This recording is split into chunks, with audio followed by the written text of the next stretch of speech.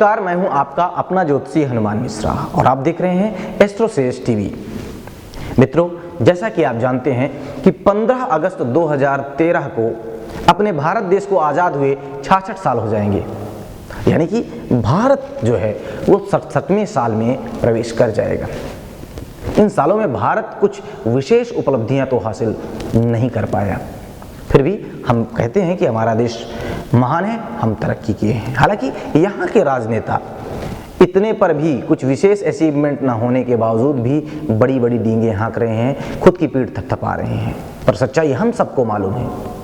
मुझे भी याद है कि जब मैं छोटा था, स्कूल जाता था, सांस्कृतिक कार्यक्रमों में अध्यापकों के निर्देशानुसार देश प्रेम के गीत गाता था। अपनी आज़ादी को हम हरगिज़ मिटा सकते नहीं, सर कटा सकते हैं लेकिन सर झुका सकते नहीं। लेकिन अब बड़े हो गए हैं, लॉलीपॉप की आदत छूट गई है, आज़ादी के सही मायने समझ में आने लगे, तो कभी कभी ये विचार आते हैं कि क्या वास्तव में यही आज़ादी है कि किसानों के इस देश में टमाटर 100 रुपए किलो मिल रहे हैं और देश के नेता बोलें कि देश के महानगरों में 1 रुपए से लेकर 5 रुपए में भरपेट खाना मिल जाया करता है। राजनेता कहते हैं कि गरीबी एक सोच है, देश के लोगों को पीने का शुद्ध पानी नहीं मिलता है, रहने को घर नहीं, सही शिक्षा नहीं, काम धंधा नहीं, आम आदमी सुरक्षित नहीं। क्या यही आज़ादी है? क्या इसी आज़ादी के लिए हमने गीत गाया था कि अपनी आज़ादी को हम हरगिज़ मिटा सकते नहीं? यदि यही आज़ादी है तो हम इसे ज़रूर मिटाना चाहेंगे। हमें ऐसी आज़ादी नहीं चाहिए, क्योंकि मेरी नज़र में ये गंदगी के सिवा कुछ भी नहीं है। और ये गंदगी भारत की कुंडली के लग्न में बैठे हुए राहु ग्रह के कारण है। इसके बारे में हम हमेशा से कहते आए हैं कि इसी राहु के कारण भारत से भ्रष्टाचार, शोषण और गंदगी को हटाना बहुत मुश्किल होगा। इस देश को आतंकवाद मुक्त करा पाना भी बहुत मुश्किल है।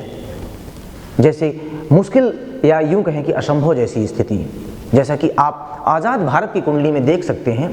लग्नेश शुक्र तीसरे भाव में कई ग्रहों के साथ स्थित है, वह अस्त भी है, लग्न पर राहु स्थित है। लग्न और लग्नेश पर किसी भी शुभ ग्रह का प्रभाव नहीं है। जाहिर सी बात है, इस देश की स्थिति कागजों पर तो मजबूत दिख सकती है, लेकिन वास्तविकता इससे परे होगी। देश में कभी भी एक पार्टी का शासन होना मुश्किल होगा, क्योंकि लग्न और लग्नेश पर लगभग सभी ग्रहों का प्रभाव है। लग्नेश शुक्र चंद्रमा, बुध, सूर्य और शनि के साथ है। पहले की बात और थी, ये बात मैं आगे आने वाले समय की कर रहा हूँ। लग्न पर राहु है और केतु की दृष्टि है। बचे बृहस्पति और मंगल, तो बृहस्पति केतु के उपनक्षत्र में है और केतु सप्तम से लग्न को देख रहा है, तथा मंगल राहु के नक्षत्र में है और राहु लग्न पर ही स्थित है। तो जाहिर सी बात है कि बहुत से पुजारियों का हो जाना, जिस प्रकार बहुत से पुजारियों का एक मंदिर में हो जाने से मंदिर का विनाश हो जाता है, मंदिर में अव्यवस्था आ जाती है, वह कहावत यहाँ भी चरितार्थ होगी। यानी कि जो भी आएगा देश को खोखला करके और अपना पेट भरना चाहेगा।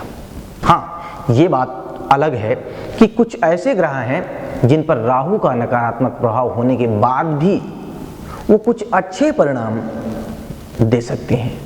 उनमें से शुक्र और बृहस्पति प्रमुख हैं, क्योंकि एक दैत्य गुरु है, एक देव गुरु है, तो इन पर कुसंगति का प्रभाव कम पड़ता है। शुक्र यानी कि कोई स्त्री, क्योंकि शुक्र लग्नेश है, अतः स्त्री को भारतीय होना चाहिए, उसके माता पिता भी भारतीय होने चाहिए और उसका जन्म भी भारत में हुआ होना चाहिए। तो ऐसी स्त्री अगर भारत पर शासन करती है तो भारत में सुधार आएगा। दूसरा बृहस्पति यानी कि धर्म और संस्कृति को विधिवत समझने वाला और मानने वाला व्यक्ति यदि शासन करे भारत में। यहाँ धर्म का अभिप्राय राष्ट्र धर्म से भी है, लेकिन भारत में ऐसे व्यक्ति की चर्चा या ऐसे मुद्दे की चर्चा करना भी गुनाह माना जाता है। तथाकथित सेक्युलर बखेड़ा खड़ा कर देंगे। और अब मेरा काम तो केवल बताना है, सो मैंने बता दिया। अब देश के कर्णधार क्या करते हैं यह तो वक्त ही बताएगा। तो आइए वक्त से ही जाना जाए कि 15 अगस्त 2013 से 15 अगस्त 2014 के बीच का जो समय है वह भारतवर्ष के लिए कैसा रहेगा। लग्नेश मंगल तीसरे भाव में गुरु के साथ है, मतलब जनता के उत्साह और जनता धर्म, संस्कृति और ऊर्जा को प्राथमिकता देनी चाहेगी। उत्साह के साथ इन चीजों को प्राथमिकता देना चाह रही है। लेकिन लग्न पर केतु का मतलब जनता को कष्ट और उसका शोषण भी है। चतुर्थ में सूर्य शनि से दृष्ट है, मतलब अंतर कलह और बच्चों को कष्ट। शुक्र छठवें भाव में, छठे में, सप्तम में राहु शनि, मतलब स्त्रियों को पीड़ा, यानी कि जन भावना को छोड़ करके सभी चीजें नकारात्मक हैं। आइए अब मुंथा की बात की जाए।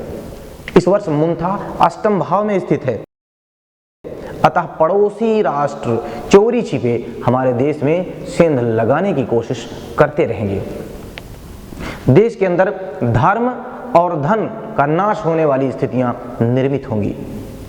कोई महामारी फैलने से भी जनधन की हानि हो सकती है। कोई प्राकृतिक आपदा आने से भी जनधन की हानि हो सकती है। विदेशों से संबंध बिगड़ेंगे, व्यापार व्यवसाय के अवसर कमजोर होंगे, कुछ बड़ी दुर्घटनाएं भी हो सकती हैं। आइए अब वर्ष दशा के अनुसार भारत का वर्षफल जान लिया जाए। 14 अगस्त से 11 अक्टूबर तक शुक्र की वर्ष दशा का प्रभाव रहेगा, जो कि छठे भाव में है, अतः पड़ोसी राष्ट्रों से संबंध बिगड़ेंगे। उनमें से चीन और पाकिस्तान प्रमुख रह सकते हैं, यानी ये दो देश से जो संबंध है वो बहुत ही कड़वाहटपूर्ण हो सकते हैं।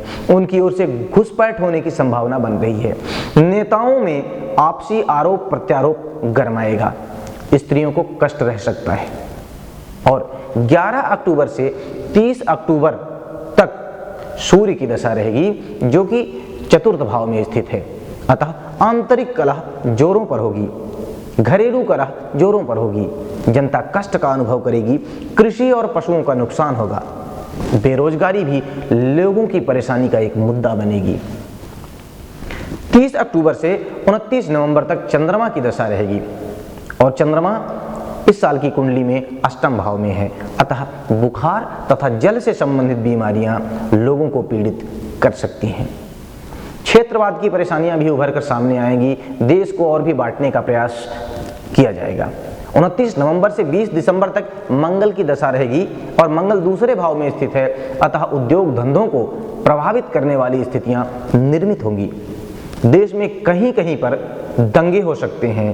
दंगे फसाद होने का जो भय है वो उस समय बहुत ही ज़्यादा बना रहेगा। लेकिन पड़ोसी राष्ट्रों को उस समय अगर वो हमसे कुछ पंगा लेने की कोशिश करते हैं तो उस समय हम उनका मुंह तोड़ जवाब देने में समर्थ जरूर रहेंगे। 20 दिसंबर से 13 फरवरी तक भारत पर राहु की दशा का प्रभाव रहेगा। राहु सप्तम भाव में है इस साल की कुंडली में, अतः विमान या ट्रेन दुर्घटनाओं का भय निर्मित होगा। स्त्रियों पर भी अत्याचार बढ़ने की संभावनाएं बन रही हैं।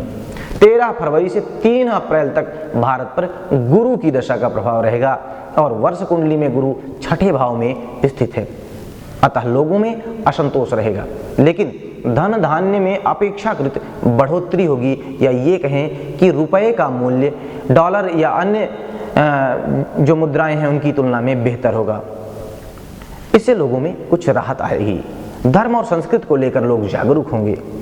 30 अप्रैल से 31 मई तक सप्तम भाव में स्थित शनि की दशा का प्रभाव रहेगा, अतः जनता में असंतोष बड़ी मात्रा में व्याप्त रहेगा। फलस्वरूप जनता का रुख शासन प्रशासन के विरुद्ध हो सकता है, यानी सत्तासीन लोगों को सत्ता छोड़नी पड़ सकती है। 31 मई से 21 जुलाई तक चतुर्थ भाव में स्थित बुध के प्रभाव के कारण लोगों को थोड़ी सी राहत मिलती हुई नजर आएगी। देश के कई मामलों में उलटफेर भी संभव है।